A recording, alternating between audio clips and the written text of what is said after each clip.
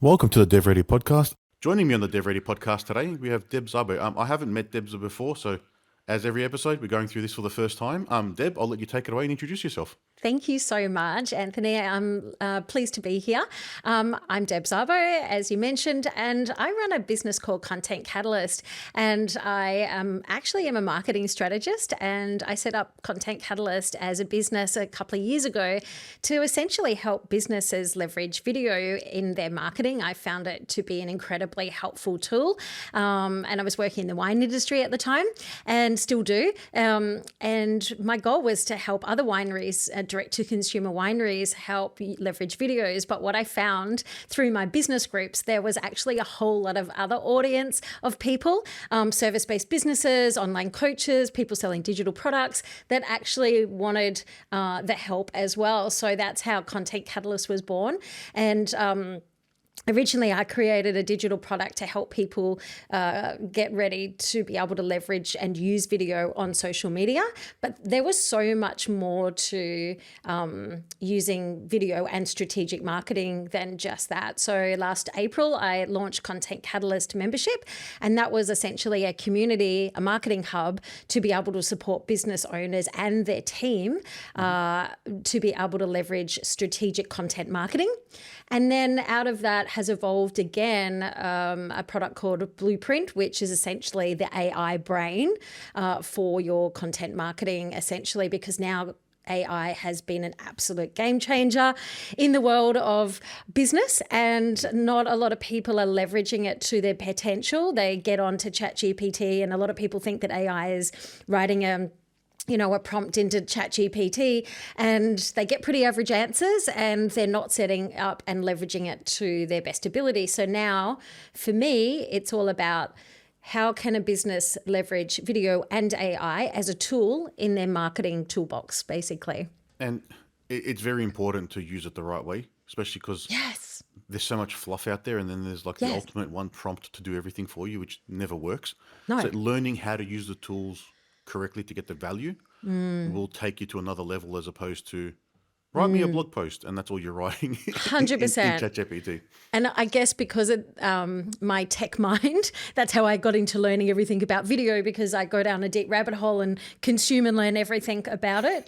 And I've done the same with AI. So for me now, I love engineering prompts and creating AI assistants for specific tasks. So it just is an incredible tool that you can come in, answer 2 questions, click of a button, and I can create 1 month's worth of a full content marketing plan.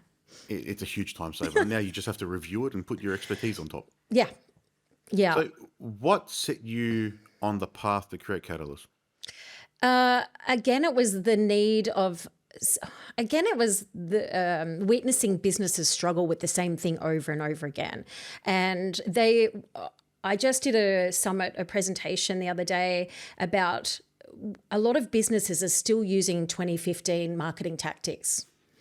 And that looks like back in 2015, Instagram didn't even, like, you could put a 15-second video up. There was no TikTok. No one was really leveraging like YouTube like what we can. LinkedIn didn't have video. And so what we were doing, we'd go into Canva, create an image and a tile and go and post it. And that's how a lot of people marketed their business. Now we have all of these incredible platforms, but they aren't just social media, they're search platforms as well. And I saw people not leveraging those tools. And I was like, here, I'm doing it over here. And people were actually coming to me going, how do I do that? So that's how it evolved, is just seeing that people needed that help. And I just know how to do it. It's very early on to jump onto the videos.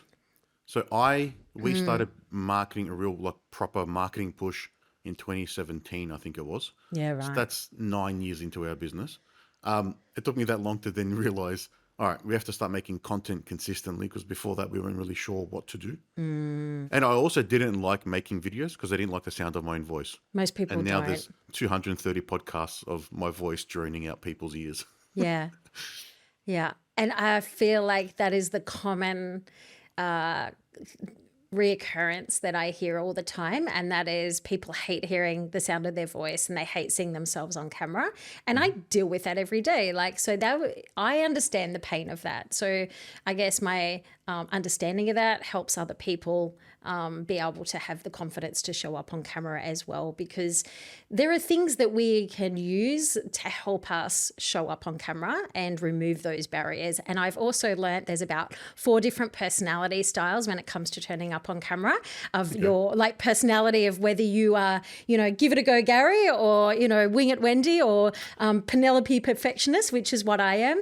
And when you're the perfectionist, it's like, you will record over and over again a take, or you've got all these drafts in your phone of videos that you've never posted because we overthink things. And so understanding those different personality types has given me insights of then going, okay, if you are this style of person, here is how I would approach the content for you. So content to me isn't just a social media post on Facebook or Instagram. Content is literally everything that we put out there for our business, including what we put on our website copy. And with AI these days, it really comes down to the search engine optimization with the algorithms now, and keywords are everything. Yep. And there's going to be, I think, a whole new world of search engine optimization for AI, which is how do you then tailor it to get the AI to understand everything? Because it's going to be a bit different than what Google's doing, especially if you're trying to get results back as sources in ChatGPT, for example. But going back to sort of that marketing space, knowing that there's different sorts of people and how they approach their work will be very helpful in working with clients. So from my experience, when we first started with it, all right, let's script everything. So I'd spend an hour writing a script for a 1-minute video. I'd spend half an hour filming a 1-minute video multiple times because I couldn't get the script right. And I'd spend 2-3 hours doing a 1-minute video. I get it. And now I prefer to work better when I don't know what I'm doing and I'm talking off the top of my head, because I'm talking about areas or industries that I understand. So I have knowledge and I can just talk about it. So all of the videos you've seen, if you see anything from me on LinkedIn or anything, they're all one take. Yeah. Everything's one take. It's just flowing. I may have a bullet point that before, and then it's just whatever comes out. The fire hose is open. I love it. And I feel like there's a couple of things with that as well. Like the couple of things that I always hear repetitively from businesses over, and I don't like how I look and sound on camera, and then I don't know what to say, and then I don't have time. So they're the 3 critical things. Yep. But so when it comes to I don't have time, we have to have systems in place that helps remove those roadblocks for us. Everyone doesn't have time these days, but how I have learnt to incorporate content making, it's part of my everyday thing. So I'll do it while I'm out on a walk, and I'll, go live. Going live is a great tool because it means that I don't actually have to edit anything afterwards, and it is very ad lib, but I still have a structure, and I'll always, if you, and like your personality style is I just wing it, knowing your hook, your intro, is the most important part of creating content, because we have such a short attention spans these days. And if you can tell people what your content is essentially about, you can wing the rest. You can have your bullet points on the thing, but you've got to just get to the point and not like fluff around too much. And if you can, and that comes with any content. For me, if you also don't have time, I always think about long form content as well. And long form content has been my focus this year with YouTube, because I can, like you just said then, you can spend 3 hours making a 1-minute video, where in 3 hours I can research and record a highly optimized searchable video for YouTube, video podcast that goes on YouTube. And then I can take that one video with the help of AI. I can then take that one video and repurpose that into 15 plus pieces of content marketing across 7 different platforms. So that's omnipresence. And I experienced something really similar the last month. I was doing like a short form video challenge in a group, and I was, I like to do things, good. So I was doing the Sunday afternoon. I was like, okay, write up my script. I'm going to do all these scene takes, and I'm going to follow all the protocols. So I spent literally the day editing it and filming it and scripting it and planning it. And I'm sitting there going, I've got a 30-second reel to show for that. And in that amount of time, I could have recorded, like I said, that whole video and repurposed it across all the platforms. So that has been my sort of awareness of going, work in what works for your workflow and what you also work well with, because you can still have that presence online by showing up less. And this is the beautiful thing why I'm loving YouTube at the moment. I was looking at my stats last night, is because YouTube, I recorded a video 4 months ago and it's still getting like thousands of views at the moment. So it still does the heavy lifting for you long after you have done it. And that's different to the normal social media networks where it's a search engine. Unless it comes up on as someone's looking in the feed, then it disappears. Yeah. LinkedIn, Facebook, Instagram, all of those work that way. Yeah. YouTube just keeps going. You'll get views from 7-year-old videos. Yes. Everything can get surfaced. Everything can get found. I think YouTube is the second most used search engine in the world. Yeah. And the reason why I also encourage people to consider YouTube as their strategic first video is, one, you can make short clips out of it to put on short form videos. But the other thing about it is that you can use it in so many other more parts of your business. So for example, video, I would embed a video into my email marketing, like that goes out to clients on my mailing list. I embed videos on my website with landing pages so I can use it as a content funnel to build my email list. And all of those videos are embedded onto YouTube, and I can still get the views over there, but also have videos that help serve people as well. So I would definitely recommend that as a strategy for people that want to educate. And I think of it more of a digital business card these days. And I was out somewhere the other day and somebody said, I'm struggling with this. And I'm like, I've got a video just for that right there. And I went to YouTube, got the link and sent it to her. And she's like, oh my God, that's amazing. So it's like, it's a toolbox for me now to be able to hand people a really helpful resource. It's a quick way to provide value to someone. You've already put in the effort, and you can just continue providing value long after you created it. I think a lot of the struggle people have is whether if they don't like themselves, they don't think they have the time. Yeah. It's trying to build it into your day or building it into what you do as part of your work. Because then you're not making time to make the video. You're just recording what you do. That's right. If you can get it to that point, that's the best way to do it, because then you'll get fresh content all the time. Yeah. And the other thing I will say as well, and this is why I talk about researching your topic and having a strategic plan, and that's part of what I do when I created the blueprint, was literally knowing aligning your business goals with your content marketing goals.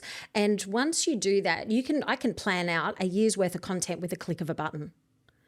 And that is aligned with your business. That's amazing. And then I can go a step further. So I love building AI assistants now. It's like one of my most favorite things is engineering these prompts. And like that prompt that I was telling you about, the content marketing planner, it took me about a month of playing and writing it and designing it just to get it how I wanted the format to come out with. But now I can go in and go, okay, it's May. Well, I would have done this a couple of weeks ago to plan everything, but I can answer the month is May. The hero topic I'm talking about is personal branding, and I've got a webinar on the 29th. And then I can answer those 3 questions, and it will give me a full content marketing strategy, including my long form videos, my blogs, my posts, my lives, my stories, the shot roll, B-roll list, everything with a click of a button. So I encourage anyone, if they haven't set up AI assistants to automate tasks, it's a game changer. You need to be using these tools. Everyone else is. So if you're not, you're falling behind. And you'll see a lot of those custom prompts on, it comes up on your social media, like, use this prompt for this. That's it's just how to ask a question. But when you actually get into designing like an AI assistant for a specific task, it's a game changer for businesses, isn't it? I think you don't even need the complicated prompts either. No. I get very good results just with very short, specific things. Absolutely. Once you know how to talk to it, same way how people knew how to Google and put in the right keywords to get the result. It's a similar thing. You don't need 1,000 words. No. To tell it what to do. It's very specific, very concise, does better. Yeah. I find. Google's just released a playbook, a white paper on how to engineer prompts and how to ask like questions. And I encourage anyone that wants to, learn a bit more about it to go and have a read of that prompt, or they could actually go over to their AI and get it to summarize it for you. And that's the thing. It's like, I don't need to read it. I can just get my assistant to summarize it and give me the cliff notes, of how to do things these days. And it's a game changer because then I can tell my AI assistant to use that formula when you're giving me answers. And yeah, to me, that they're things. I'm loving Perplexity AI at the moment. I still don't know. haven't used it after 2 years. Oh my gosh.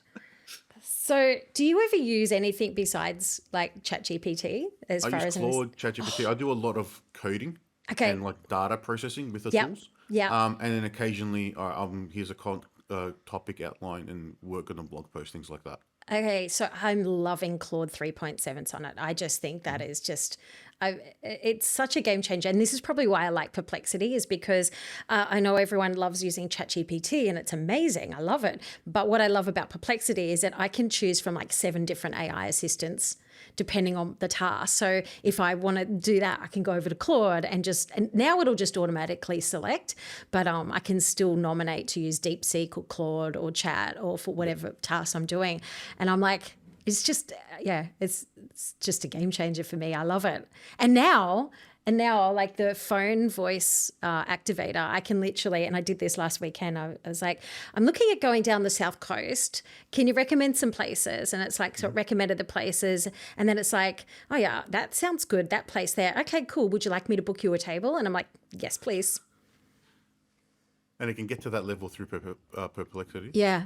Okay, I didn't know the bookings were available yet. It brings it up in open table if they've got an open yes, table. it brings up the websites, then you can do it. Yeah. Yep. And That's then cool. it's so cool. So they're about to release Comet, which will be that agentic agent as well. So I think they're just rolling out the next layer of the pre-release of that. So It's amazing how far it's come from, was it November 2022? When ChatGPT was launched as just an experimental preview and it took over the world. And now it's just every week there's the newest, best, fastest model.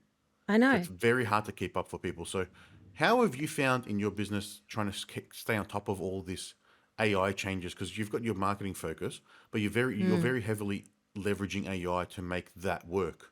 So how are you keeping up with everything? I probably consume a lot of content, and I've got people that I specifically follow for those latest updates.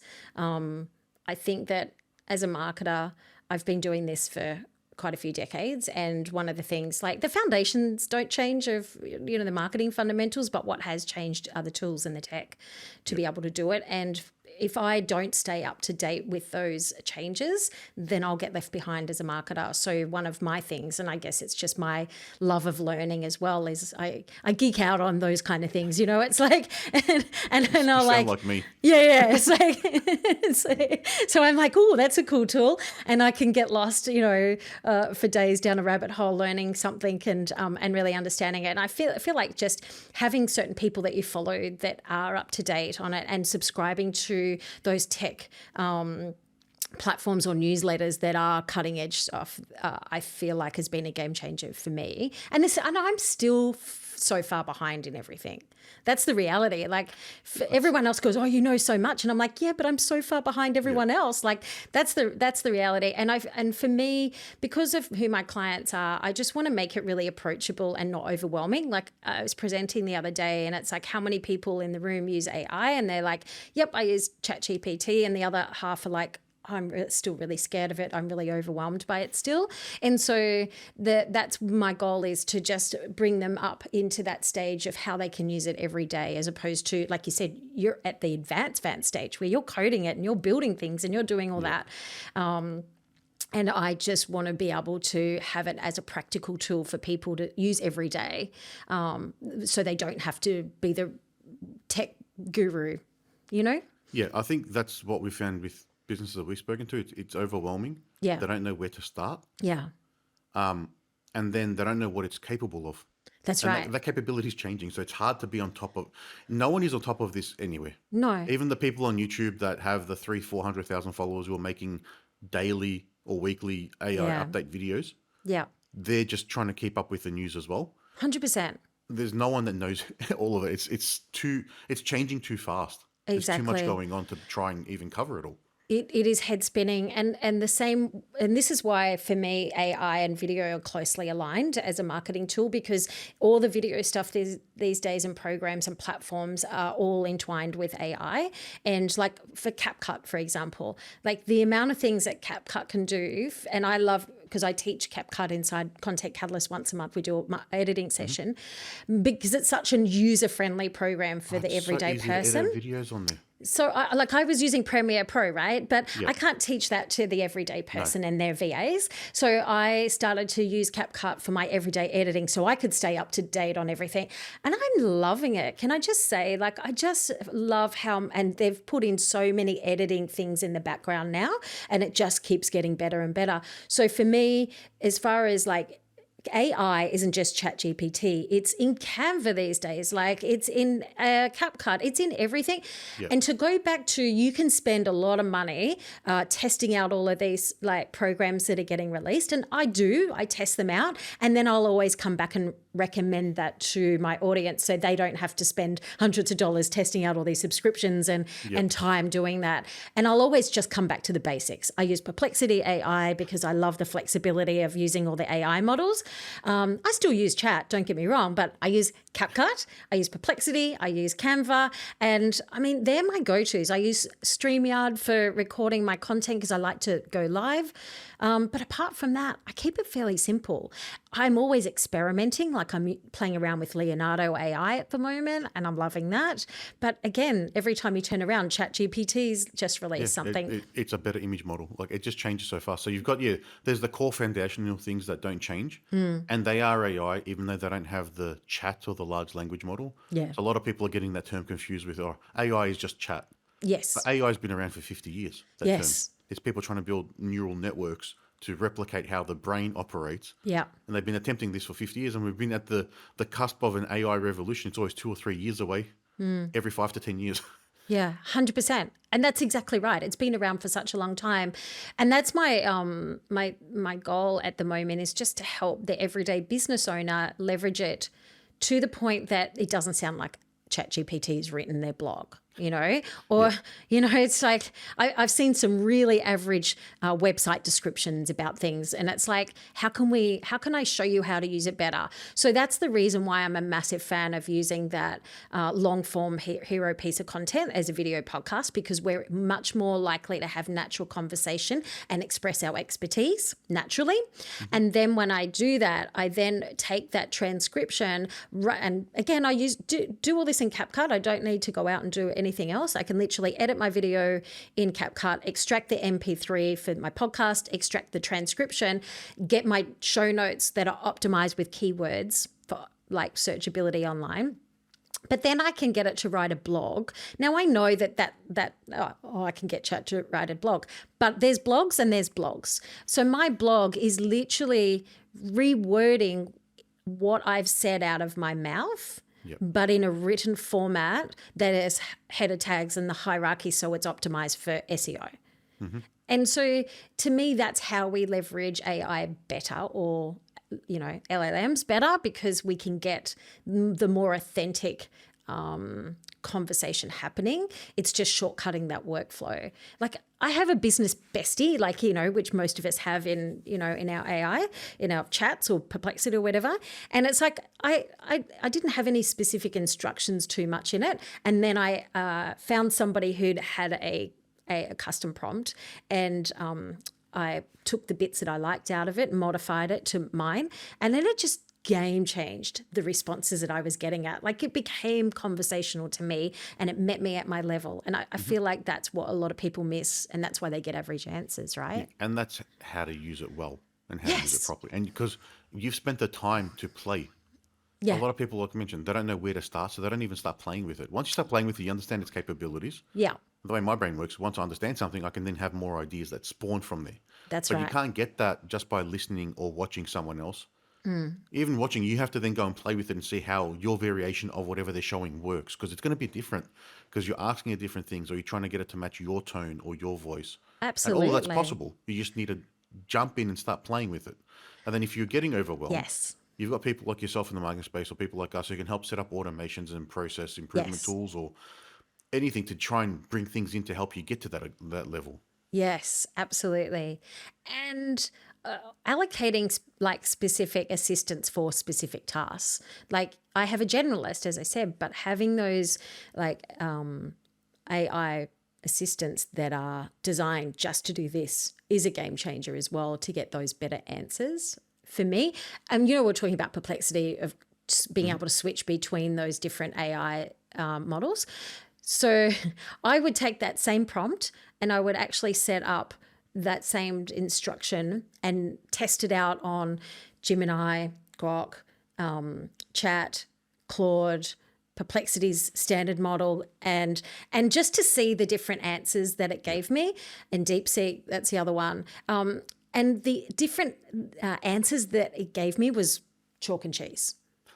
Like same instruction, but chalk and cheese They all answers. have a different purpose and different That's focus right. on how they provide value. So doing that test gave you probably an indication of which one is good for that certain type of task. Definitely.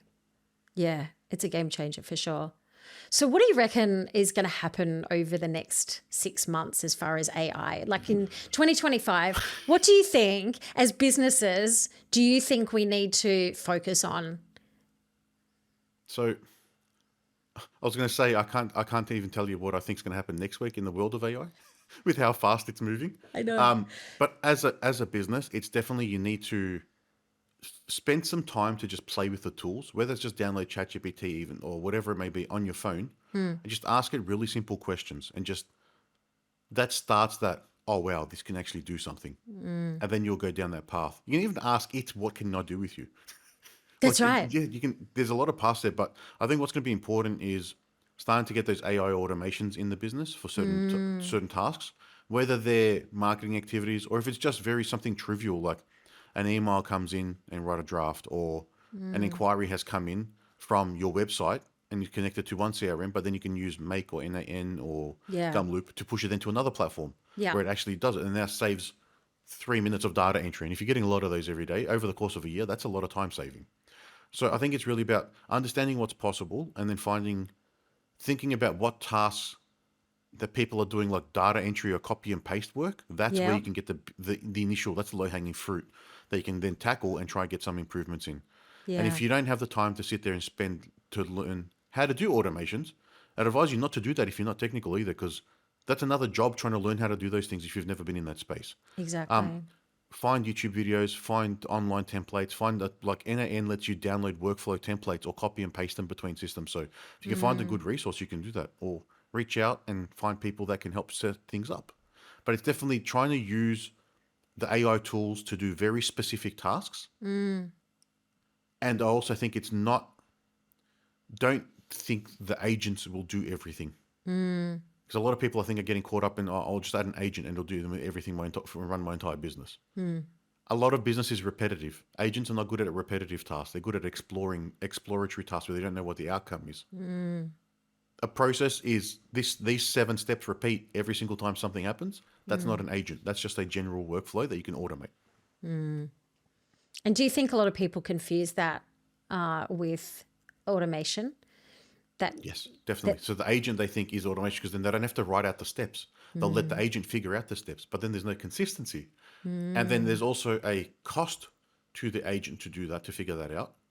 It may be cents or fractions of a cent to do that, but every time you need to run that or process it, it's going to take time and processing to do that. And then realistically, the amount of electricity that's used to just draft an email, I think it's enough to power a house for 2 days or something like that. Is how much we're using just to draft an email. So there's a lot of time and resource wastage in doing those very small things if you're using the wrong tools. So Yeah. getting an agent to do something that should be a step-by-step process is like using a sledgehammer to put a screw into a piece of wood. Yeah. It's the wrong tool for the wrong outcome. Yeah. And so how do you stay ahead of the tech game? And because do- you're working at a very high level, like I'm doing exactly what you're doing, consuming as much content as possible. So I just finding YouTube videos. I've got newsletters that come in. I don't Yeah. read them unless the title Yeah. of the subject of the email is important. It like catches my eye because Yeah. I don't have the time to sit there and read it. Yeah. But it's generally, I've got on YouTube, I'm following Matt Wolf. There's another guy called Wes Roth. The two that come to mind that pop up a lot on my YouTube feed. I'm There's a writing few him others. down. West Roth, is it? Yeah, they just Okay. do like general roundups, and something Oh, new comes yeah. out, they'll do a 12-minute video on that thing. Love that. And then over the last month, I've started now sharing everything that I'm watching with the team. So Yeah. now they can just get the snippets. I've got a process set up where I watch a video, I'll Yep. send it to Telegram. I've got an AI bot that will read that message, summarize the transcript, and then give a report of that video. So the team just gets a very short summary of what I've watched I rather love than having that. to sit there and consume the whole thing. Because I'm not expecting them to do this, but as the owner of the business, I want to be on top of everything so then I can try and Yeah. drive the direction of where we're going and push the team to use the right things. Because we're What delivering solutions, so we need to understand where we are, what's coming, and try and find the right thing to go in the right direction, if that makes sense. I do. Yeah. Yeah. What But is your, I was just going to ask, what yeah, do you think is your most underrated tool that you use? really, I don't use many tools. I Yeah. I still do a lot of glue by hand. But I use, and we've been using NAN since before AI and everything. So we've been using that tool for automations for a long time. That I can do really quick workflows just to do like a couple steps, and that can work through it. But I also code in that, Yeah, not right. just using the nodes. So I can put custom code in to do other things because we can do that. Yeah. But really, I don't use any very specific tools in my day to day. We've built our own tool. So DevReady AI helps us plan and design products. So it's taking our process, and then I use Auto AI to help improve and assist us in that process. So I Mm-hmm. use that tool daily to do my main job. But then everything else is just what is the right platform that I'm using. Yeah. So we get a custom made tool to do the day to day. Love it. What do you think for the average business owner, small business owner, what do you think, apart from ChatGPT, would be the most valuable tool that they could leverage? I think it's any of the LLMs that do deep research. So doing the deep research where you can give it a detailed brief, come back in 15 minutes, 20 minutes. I did one that ran for 2 hours last week. Yeah, right. I've never seen that before. I thought it crashed. Coming back with a report with sources that you can then go to, and you don't have to do that work. I think that's going to be the best thing for most business, because then it'll be find research competitors, research domain names, research how should I price this product? What do people think about X or Y? And then the AI will go to Reddit and do all the Google searching and find all the appropriate things for you. And then you just end up with a report. So you're treating the research, the deep research component, as an assistant in your business, because you will do the same thing. You'd say, I want to find this out, come back to me with a report. But you don't have to wait 3 weeks now. It's just done on the day. It's incredible, isn't it? So I think I've that's got the key thing. It is, it's a game changer. I've got one of my clients that they're tech and they need your help. It's like they need your help Yep. desperately. And it's like, I just started working back with them, and they've got, all these different programs doing, this is doing CRM, this is doing POS, this is doing, their membership. And it's like, so to try and get good, clean data was hard. And That's always so, hard. right, but actually had to pull out all of their reports, what we could. And normally you'd have to sit there and try and cross-reference the data and spend weeks to it. Now you can just literally feed it into deep research, like you said. And I, again, use Perplexity's deep research on it and just go make sense of all of that, bring in the data, find and it was absolutely game-changing. My mind still gets blown by that. Oh, and my mind gets blown every week with what comes out. Yeah. So there's a new video model, I think it was released last week, which was hyper realistic videos, and it take like almost the same length of the duration of the videos, how long it will take to generate, or it'll be less than that time, which is amazing, because if you do rendering on your phone, like a CapCut video, you can see how long it takes to render a video based on the length of the video, and it's quite long, even on computer, unless you've got a really powerful, amazing computer, it's a long time. So they're able to render something in the same amount of time, and it's made from scratch, not an existing video that it's going through. is amazing. And then there's a new model released What by tool was Ali. that? Oh, What tool was that? I'll go through my logs off because I've recorded the video and I'll find it for Okay, you. please do. I'd love to. There was, I think it was really, no, you said it Tuesday. So Quen 3 is a new model Oh, yep, released Quinn. by Yep, Alibaba yep, from China.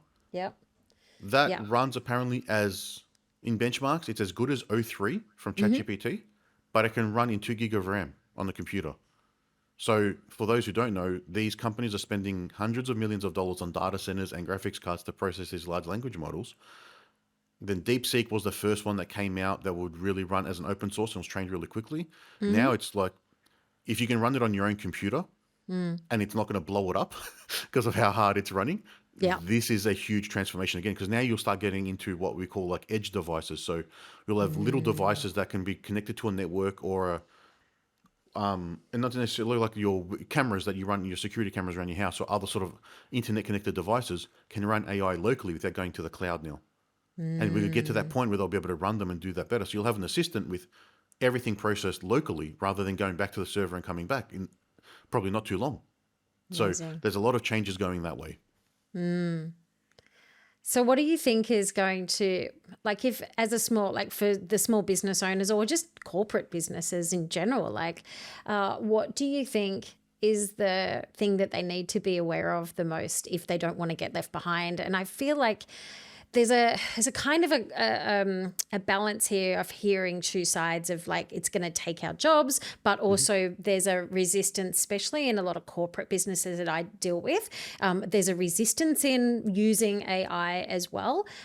So I kind of like, for me, AI's here, so I'm going to lean into it because I can't stop it. So I'm either going to embrace it or that. There's a saying of like, you know, we won't lose our jobs to AI, but people using it will. What do you think about that response? So I think if you're not using it, you'll be left behind. Eventually, you'll be phased out of whatever role there is, because there are companies like Duolingo and Shopify that are saying they're freezing hiring unless you can prove that AI cannot do that job. So large corporates have a governance problem where they're trying to protect their data. They don't want to have it leaked because that's their IP, their secret source, effectively. So they're bringing in their own models, or they're starting to release like Copilot from Microsoft, because then that's got that enterprise tier and cachet behind it. At a smaller business, you've got two ways to take it. Do you cut people because you can do the same with less, or do you keep the amount of people you have, empower them with AI, and do more with the same? Yeah. Aware of that model. Do more Yeah. with the Do same. more with it. That's what I not the think same as with well. less. Yeah. Provide more value. You'll grow a better right. business. You'll get better clients. Yeah, 100%. And I feel like that's what, and you know, the product that I created, the blueprint, was essentially a content marketing strategy for businesses. And I was doing that manually for such many years for people. Now I've built AI into it. So essentially that, you know, working document, I call it a tool, a toolbox, a working document, becomes the brain for your AI to give you better answers and to help you do so much more that you weren't doing in your business before to market it and get visible. And I 100% agree. Like if we have those tools, we can empower our team. And I deal with a lot of people that have VAs overseas, offshore. And so their limited knowledge is based on this is how we've done it. So if I can empower their team to be able to do it better, it's a win-win for both the business owner and the VA, because they don't feel lost going, what am I doing, and all the things. And so for me, I'm not going to not use those team members. I'm just going to use them for more. Yeah, more high-value tasks. 100%. Well, Yeah. Deb, just conscious of time. It's Yes, been a pleasure. thank you I'm so sure much. I'll get you back on and we can record another episode. We could have done 2 or 3 probably today. I know. Like you mentioned. I'd When have know to what get you're you on talking my about, you can just keep podcast. going. Oh, Yeah, definitely. Yeah, I'd love you to have on if my anyone podcast. wants to reach out and find out more about you, how can they do that? Absolutely. They can head to my website, debszabo.com, and I've got some free resources. So if they want to get my content planner off there at their AI assistant, they can go and get a free copy of that and set their own AI assistant up in there.